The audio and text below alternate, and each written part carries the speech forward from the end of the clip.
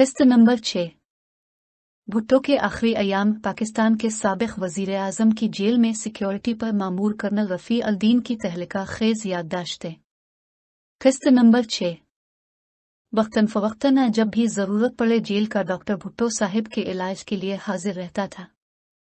ताहम किसी न किसी वजह से वो जेल के डॉक्टर को पसंद नहीं करते थे और दूसरे डॉक्टरों से इलाज पर मिसर रहते थे, जिनका जिक्र बाद में किया जाएगा। हिफ्ज़ान सेहत की खातिर भुट्टो साहिब के सेल और उसके अर्द गिर्द अच्छी क्वालिटी की खुशबूदार कीड़ेमार दवाएं बाकायदगी से छिड़की जाती थीं। भुट्टो साहिब को जेल के हुक्काम की तरफ से रोजाना 2 अखबार पाकिस्तान टाइम्स और जंग मुहैया किए जाते थे। उन्हें जेल में किताबें वसूल करने और रखने की खुली इजाजत थी। भुट्टो साहिब के अफरान खाना मुलाकाती कौमी या बैन अल-अक़वामी रसाइल और जराइद जिस कदर चाहते हमरा लाते और भुट्टो साहिब को बेरोक टोक दिया करते थे। ताहम बाज़ मौक़ों पर तलाशी लेने का अमल मुलाकातियों के लिए मुश्किल और नागवार सूरत हाल पैदा कर दिया करता था, जिसका जिक्र किताब में किसी और जगह आएगा। रोज़मर्रा मामूलात। अगरचे भुट्टो साहिब किसी शख्सियत से रोज़मर्रा मामूलात में बाकायदगी की तवक्को नहीं की जा सकती, मगर एक तन कमरे में असीरी के बाइस उनके रोज़ाना के मामूलात मुय्यन हो गए थे और पिंडी जेल में अपने 11 महीनों के क़याम के दौरान वो इन मामूलात के पाबंद हो गए थे।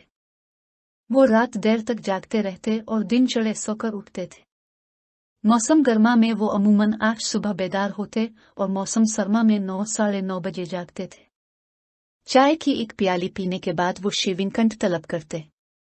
इन दिनों को छोड़कर जब वो एहतिजाज पर होते तो वो बड़ी बाकायदगी और नफासत के साथ हर रोज शेव करते थे। मैंने आज तक भुट्टो साहिब की तरह मुकम्मल और साफ सुथरी शेव करने वाले आदमी कम ही देखे। बाद अज़ां कुछ वक्त गुस्ल खाने में गुजारते और अपनी की सफाई वगैरह का खास ख्याल रखते थे। वो हर मर्तबा नफीस आफ्टर शेव लोशन और कोलून, आफ्टर शेव लोशन वगैरह इस्तेमाल किया करते थे।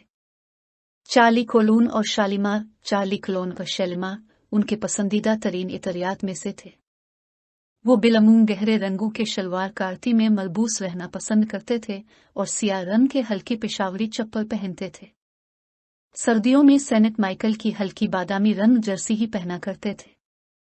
गुस्ल करने के बाद 11 साढ़े 11 बजे नाश्ता किया करते थे। भुट्टो साहिब अमूमन बहुत कम खुर शख्स थे।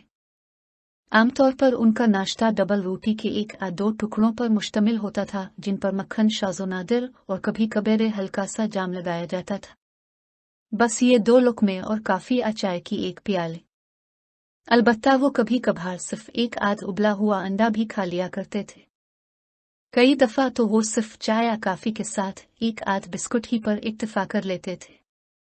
ये था उनका नाश्ता। नाश्ता के बाद वो इसी दफ्तर छोटी किस्म की कुर्सी पर बैठ जाते जो उन्हें मुहैया की गई थी और अखबारात का मुताला करने लगते थे। वो अखबारात को अलिफ से छोटी तक तफसला पढ़ा करते थे। मैं आज तक ये समझने से कासिर हूं कि भुट्टो साहिब जैसा आदमी इतना वक्त सिर्फ 1 अंग्रेजी और 1 उर्दू अखबार पर कैसे सिर्फ कर देता था।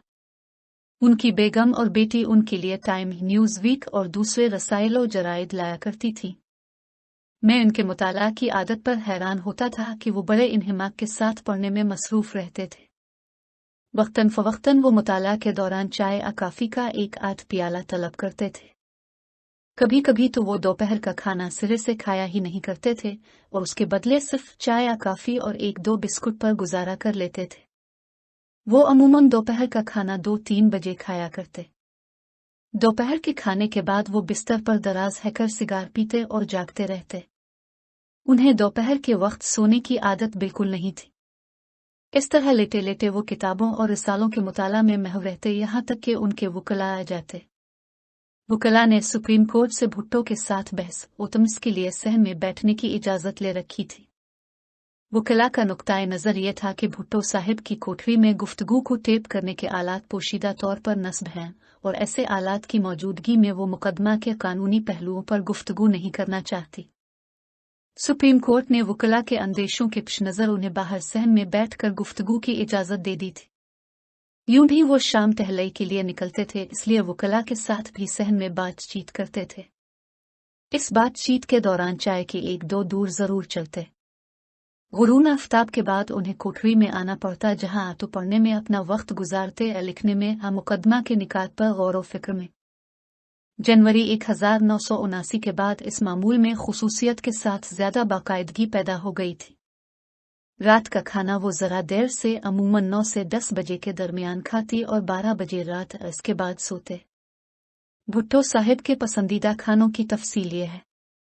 कीमा वो सबसे ज्यादा पसंद करते थे। मुर्ग का शोरबा, भुना हुआ मुर्ग, दाल मसूर, दाल चना, आलू मुर्ग की यखनी, दाल लोबिया, बेनत करेला, गोश्त, बैंगन और कबाब। गर्मियों में बाद दोपहर चॉकलेट ड्रिंक लेते, आइसक्रीम खाते। आमों के मौसम में वो बाद दोपहर का मीम खाया करते। वो चपाती के शौकीन थे और चावल कभी कभार ही खाया करते। हैरत की बात यह है कि वो दोपहर के खाने के साथ फल वगैरह न खाते और रात के खाने में मीठा नहीं लेते थे। हाँ, नान को चपाती पर तर्ज देते थे। एक ऐसे कैदी को जो खाने तैयार करने में महारत रखता था, बतौर मुशक्कती भुट्टो साहिब की खिदमत में दे दिया गया था। खाने पीने की तमाम चीजों की पहले जेल डॉक्टर तस्दीक करता और फिर उन्हें बावर्ची खाना के फर्ज में रखा जाता। शुरू में अजरान एहतियात बाहर से खाने पीने की चीजें लाने की इजाजत न थी। कुछ अरसा बाद बेगम भुट्टो कराची से इस्लामाबाद आ गई और पराचा हाउस में मुकीम हुई। तब भुट्टो साहिब के लिए इस घर से खाना आने लगा। जारी है।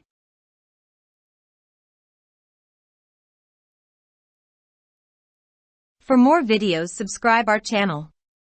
Dawn Vocabulary. YouTube.com/@dawnvocabulary. Like, subscribe, share and comments.